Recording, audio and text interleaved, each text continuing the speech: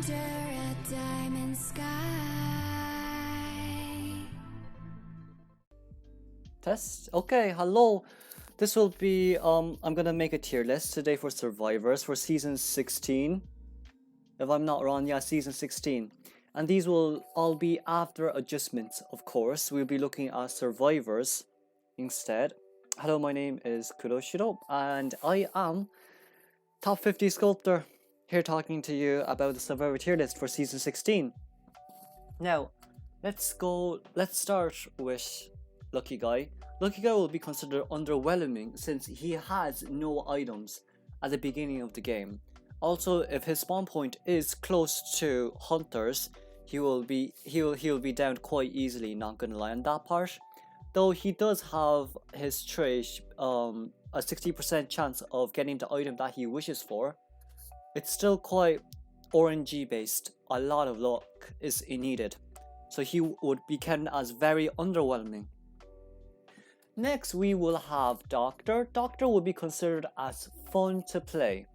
Now don't get me wrong, I know there's a lot of really good Doctor players out there, but she wouldn't be viable for like really top tier rank, simply because depending on the hunter, if it's a double hit hunter or a hunter like Ripper who could double hit, right, has the potential of double hitting and then closing the distance very fast and then hit again, Doctor is at a huge disadvantage. She's not underwhelming, she's really fun to play. Next we have Lawyer. Lawyer will be getting a new adjustment stating that he will have no debuffs from now on, but I still think well no, you know what? He's situational. I think he's quite situational because of the fact that his map usage has been increased, therefore meaning that he could locate the hunter, and if you're in a 4-man VC, it will be very strong because you'll know where the hunter is. You can crouch and you can hide away from hunters. This guy is very situational, including the fact that his debuffs are gonna be removed. His vaulting debuffs will be removed. He will be very situational depending on the team comp, in my opinion, of course. Next we will have Thief. Thief will be considered underwhelming no matter what. He's not gonna receive any adjustments or buffs. He's also like some people do play him. I've been against S tier Thieves, but I don't think he's way too underwhelming. There's so many ways to counter him. Like for Sculptor, you can use her statues to block the light. For Wu-Tang, you can hold your skill and then look backwards. And then for many other hunters too. So Thief will be very underwhelming. Next we have Gardener. Gardener is fun to play, but she is very situational as well. So like Gardener would be in front of Lawyer, because Gardener is definitely better than Lawyer. Being able to dismantle chair, giving the fact that their crawl speed will increase, meaning survivors can struggle better, and including the fact that the only reason she's really situational is if your teammates has been incapacitated next to you, you can dismantle the rocket chair once, get your bubble up, and then dismantle it again if the hunter does fix the chair, of course. Who do we have next? Next we have Magician. Magician would be considered as fun to play, but no one would really rescue you if you're a Magician player because of his 40% because of the 40% default that he has when people rescues him. Rescuing time increases by 40%, allows the hunter to have an easy terror shock on you. He is really fun to play, but not better than Doctor if we're going to talk about rank wise. Next we have Explorer. Explorer is a niche pick. Niche I will show, meaning that a comfortable or suitable position for life or employment, or it's basically just means he's quite a nice pick, right? Though there may be ways to counter him like Quenching Fist, but I believe that Quenching Fist does not activate on him when he's small, when he uses his treasure book. For example, like Sculptor statues, our statues of nobility will not locate the nearest survivor if that's an explorer that's like small. He's a really good pick. He's been used a lot in tournament gameplays as well. Therefore, I believe he's a niche pick. Next, we have Merc. Merc will be considered as a meta tier hunter even after his nerf. Right? Including Explorer, even after his nerf, it wouldn't impact him too much. Merc's nerf makes him like an S- tier, but still a meta tier survivor. Being able to still have 3 elbow pads is very nice. Also, please remember the fact that if you hit Merc once, there'll be a 15-second delay before he receives the full damage, which means he could kite for an extra 30 seconds. 30 seconds, which is really nice. Even though his steel will has been reduced from 30% to 10%, it wouldn't really affect much, because as us hunter mains, we will never chase Merc first. That is our worst decision ever. Just no, we don't chase Mercs first. So even after his nerf, he won't be impacted. Like, it won't impact him as much. But he will probably be, instead of an S tier, he'll be an S- tier. Next we have Coordinator. Coordinator makes the hunter think twice, meaning if you have a coordinator on a team, like for example in some of my videos with Sculptor, like it is true that I could block her guns using statues, but what if I had a survivor on a balloon? I cannot block them because I am vulnerable, which means I have to pick the survivor up, drop it, and then it's basically constant mind gaming over and over and over again, sadly. But this is Identity V. It's a mind game and it's a time game. So Coordinator is really nice. If you get close to a hunter, it makes them think twice. Also, really good Coordinator users knows how to use their guns properly for the safe rescue and the perfect rescue, of course. Next we have Mechanic. Mechanic will be considered as an S tier, meta tier survivor even after her nerf. I believe it's kind of more of a nerf than an adjustment.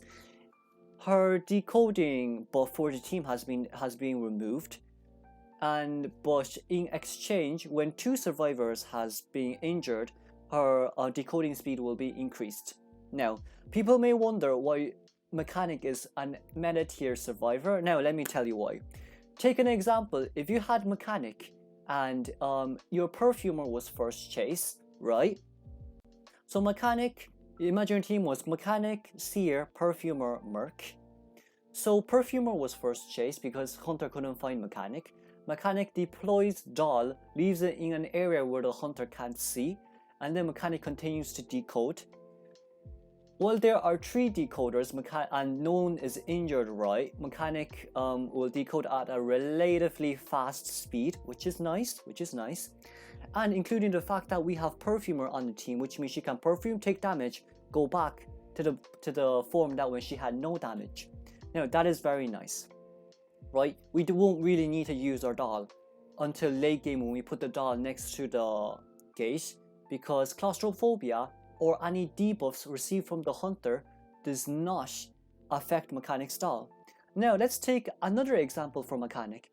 Imagine if Mechanic was first chase, but the hunter didn't find his or her Doll. Mechanic first chase. The chase lasted for 30 seconds. Mechanic goes on chair. This is a very good situation for the hunter because they got a decoder on chair within 30 seconds. But the only problem is they will cipher rush you for a tie.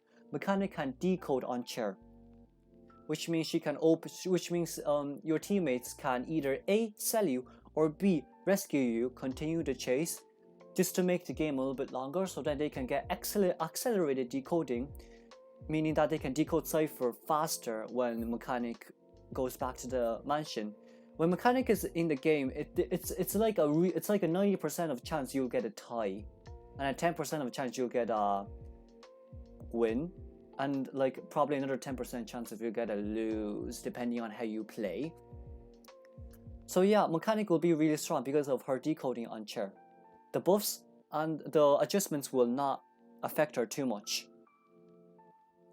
Now who do we have next? Next we have Forward. Now Forward is Forward really depends on the player, you see. Cause like, whenever I see Forward mains, I don't bring excitement straight away. Forward is a really niche pick. He's a really nice pick if you know how to play him. His like when he pulls his balls and that long stone rescue, and if he doesn't have tie turner because he pulled that long ball, it's kind of worth as well because the hunter does get stunned for quite a long time. So like for forward, he's an A tier for sure, high A tier if you know how to use him. And he's also really annoying for us hunters, to be honest. But the majority of us will not take excitement against forwards. He's like his rescues are really good. His vaulting is really good. It's probably just his decoding, but like they're rescuers, so I mean that makes sense. Next we have the Mind's Eye. The Mind's Eye is very situational, right? She is very easy to counter with Quenching Fist and the fact that if like Quenching Fist teleport finds the Mind's Eye, goes, she has vaulting debuff, and if she somehow gets terror shocked, oof moments.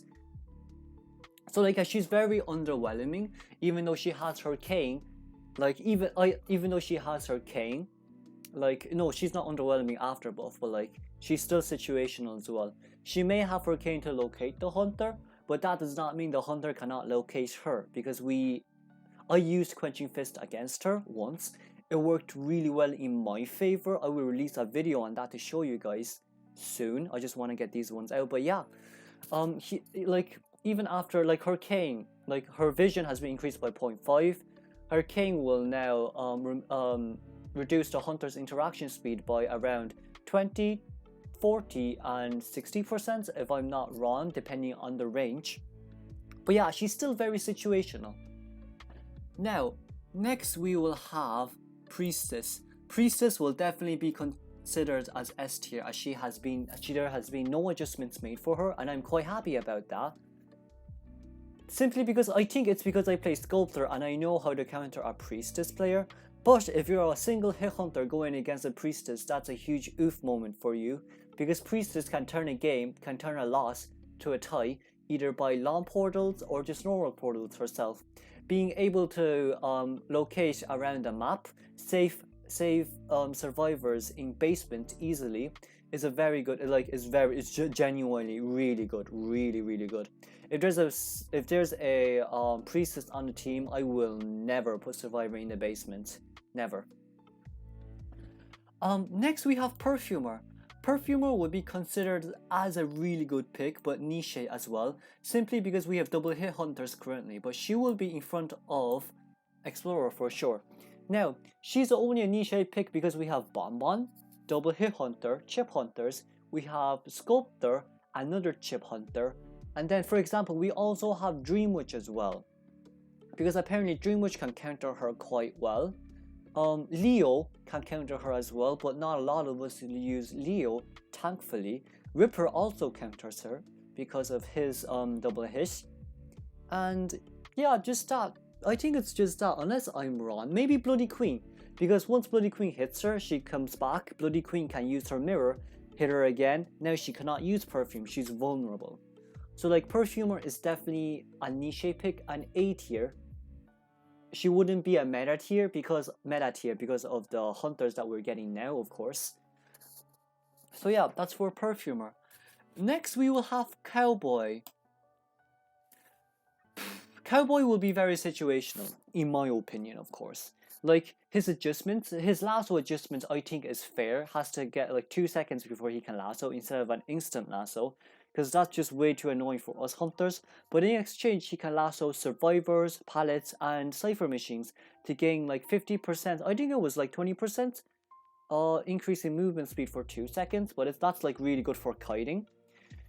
He's very situational, like very situational, depending on how you play him.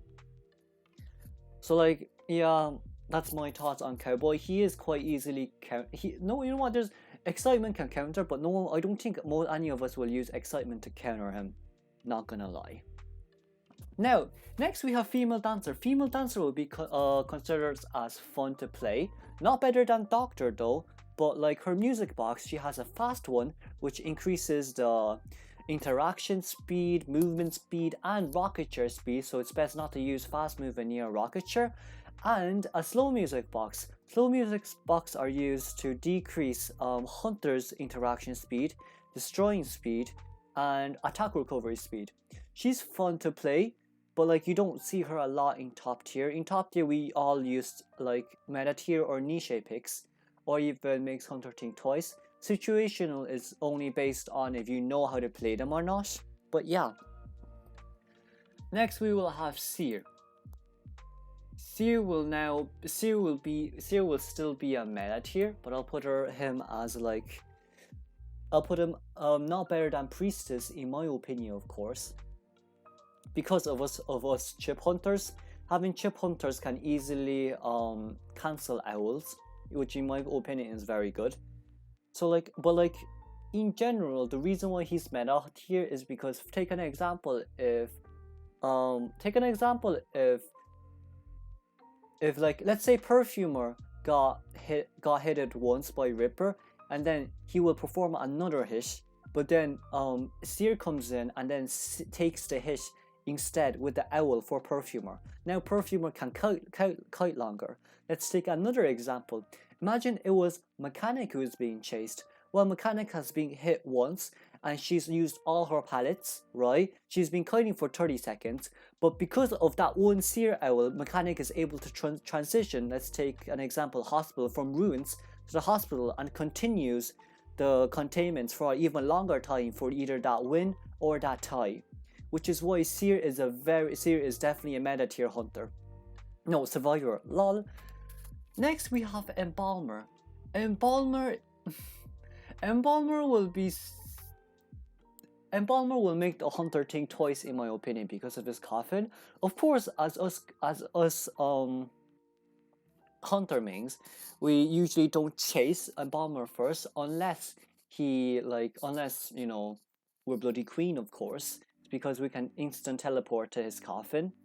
But like he makes the hunter think twice because Embalmer has this buff where he can see all survivors in the map for like 5 seconds, or was it 15 seconds? I forgot.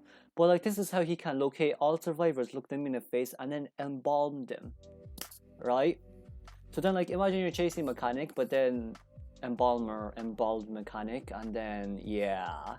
Also the fact that when he can move his coffin is really nice as well. Being able to move coffin near the gate is really good. It can change it could change you from like a win, like a tie to a win, or even a loss to a tie. So you know, Embalmers makes the hunters think twice. I think he's still a really nice character to use. Also, I have went against a really good Embalmers as well who knows what they're doing. So they make hunters think twice. They're not situational, they make hunters think twice. Next we will have Prospector. Prospector also makes hunters think twice, but not better than Embalmer. Simply because Prospector is actually, in my opinion, Prospector is not a kiter. Prospector should be more as a support character. Because take an example, right? If Prospector at the beginning of the match will have one magnet, great. And if he gets chased first, he can only use that one magnet to stun. So like that's not really a lot of control against hunter units, right? But then in exchange, if he doesn't get chased first and he decodes one cipher, after that cipher has been decoded, Merc goes to rescue the one on chair, and then Prospector throws the magnet out to support the rescue, to let the hunter know, oh, I'm gonna keep magneting you, I'm gonna keep stunning you, just you're not gonna get this guy who you put it on chair back on chair again, because I'm here to support. Prospectors makes hunters think twice because if we don't bring excitement first, we need trump card to change to excitement. Prospector is a really good support, as we're seeing in co-op leagues as well. He is really good. Next we will have Enchanteress. Enchanteress will be counted as a niche pick because good Enchanteress players knows how to kite, good Enchanteress players knows how to use their stuns, their curses. Good Enchantress players knows how to basically do most of the stuff that we can't do, and they rescue as well. Being able to stack up curse, or even she counters Sculptor, but I find it okay. I can just deal with her myself personally, to be honest. But she counters double hit hunters by allowing her to gain more stacks of course. So yeah, she is a niche pick. Hunters will never bring excitement against her. Never, like genuinely never. I may have changed to excitement once, but like in general, no, we won't. Next we have Wildling. Wildling has been used in a lot of tournament gameplays, but he is more considered as situational. Reason being, he cancels Wildling skills. His first skill cancels the Hunter's tinnitus, which is very good. Being able to counter tinnitus is basically, you know, saying, oh, if someone was crouching, we can't find them. And if that was a mechanic, then oof, my god, I hate myself. And his next skill is being able to ride on his boar, gaining movement speed. But his only debuff is actually decoding and movement speed when he's not on boar. Hunters can easily dodge, like as in easily dodge his boars.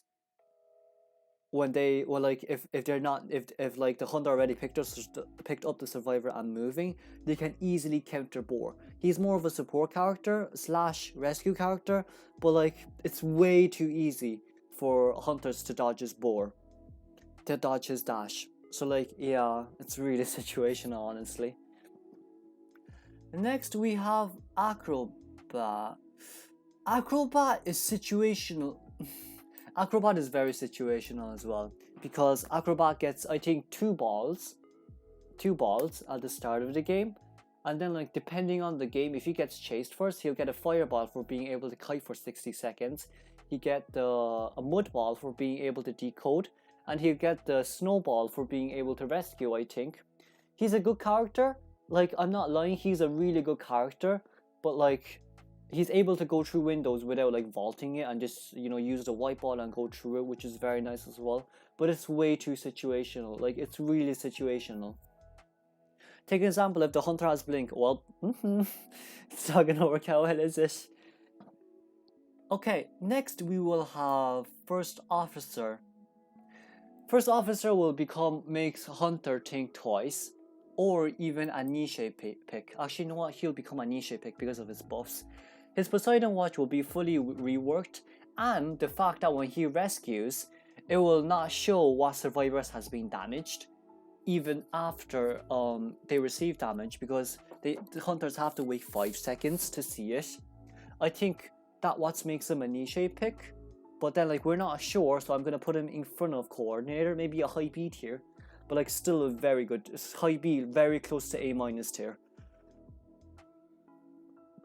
Okay. Next we have, we'll go Barmaid. I genuinely think Barmaid is fun to play, right? But she's more situational. She's way more situational than you think. We can put her like just behind Cowboy, simply because she's unable to give Dovlin to let's say she's unable to give Dovlin to the Mind's Eye and to Coordinator, but like if you had a Seer and Barmaid on the team, and if Barmaid got hit once she drinks, Seer could come in and rescue, like give her an owl and then block the shot, and then go back full health Barmaid and continue the chase for containment for even longer. She's very situational on that part. Or even another example would be, for example, like if Merc successfully rescues, or even like if Merc got damaged, and then like the hunter placed the whoever has been encapped on chair, you don't really have to heal Merc, you just give him the healing Dovlin, and then like he can go in without wasting time. It's very time efficient, but it's very also situational. Next we have Postman. Now, even after Postman's buff, I think he's still behind Barmaid. Like dog speed, like his post dog speed increased, nice. His letter delivering speed increased, nice. But like it wouldn't do, like there's it wouldn't really contribute much. Maybe being able to receive the letter faster, but like I will not see more Postman players from this buff, in my opinion. Also, it's quite easy to dodge his dog, even though like there will be an increase in his post dog attack, but there's still a skill animation for that, so hunters can still dodge, right? Maybe not as easily, but like still can dodge. Next we will have Gravekeeper. Gravekeeper is high tier situational, like very situational. Why? Because like imagine if you're gonna go and rescue, and then Gravekeeper goes down, the hunter's outside, he hits Gravekeeper, and then that's when a Gravekeeper can successfully rescue because hunter's on attack, cooldown, recovery. Another way of saying is, imagine if hunter lets him go to chair, he will have 50% increase in rescuing speed for 5 seconds right after getting out from his from underground because of his claustrophobia trait. That will make the hunter like easily hit chair, or that will make the hunter like, you know, allow them to rescue. Which if he rescues before half and then tie turtle and then hit, that will be another extra 20 seconds the hunter has to wait for the survivor to down, of course. He will be a very high tier situational, but due to the fact that if you first chase him, it's actually really quite easy to get him out of underground because of Sculptor, Bombman, and many other double hit heroes characters. Next we have Prisoner. Prisoner will be a niche pick in front of Explorer, of course, in my opinion. Being able to decode 2 ciphers at once is very good. So take an example, if you were in a 4-man VC and you know there's a prisoner on your team, and then the prisoner connects the cipher he's on to the rescuer cipher.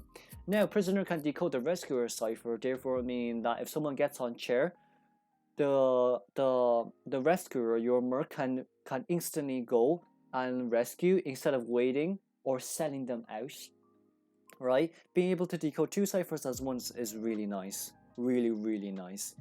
Also having no debuffs when vaulting pallets, vaulting windows, dropping pallets. Beautiful. Next we will have Painter. I believe Painter will be a very high niche pick. Very high A tier, maybe very close to S tier, due to the fact that he can stun hunters now for an extra 0.5 seconds from 3 to 3.5 seconds, and reduced painting placement from 1 to 0.6 seconds, which reduces his risks and improves his pros. And the fact that he can vault windows or pallets while painting allows him to do so many.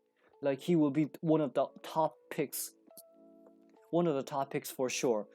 Also the fact that if you think about it, right, even if you don't see the hunter first, Painter will always have tie turner. Painter will always go rescue first, so he will definitely be able to see the hunter's face no matter what, in my opinion. And then after that, you know, he can support rescues for, like, if he doesn't have tie turner, he can support rescues. Or even if he really doesn't have tie turner, he could like place down painting rescue, and then it's a successful rescue, right? Due to his buffs, he will become a top, definitely high niche pick, definitely one of the best niche picks out there.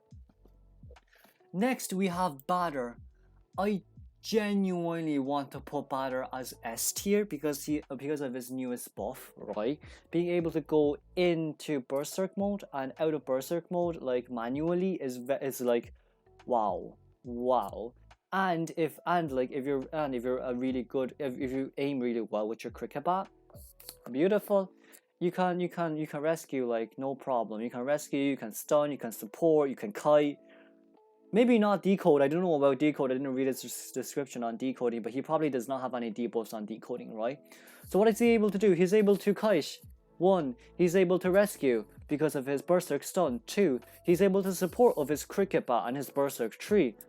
That should be meta tier, right? That genuinely should be meta tier in my opinion. And lastly, we will have Annie. Annie will become a niche pick. I do not think she will become the top pick, but she will become a niche pick because she will definitely be nerfed, in my opinion.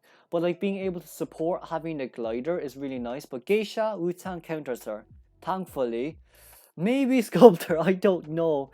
But yes, she'll become a niche pick. Chest speed opening increased by 100%. That's really good. What else is there? There's also like many other different factors that are really nice as well. But who knows? Yeah, So yeah, that's all the survivors for meta niche, making hunters think twice, situational fun to play to very underwhelming. Hi, I am Kuroshiro, and if you enjoyed this, you know what, I'm not really into the subscribe, like, and comment. But hey, if this helped you out a lot, please consider. And I'll see y'all next time. Bye bye.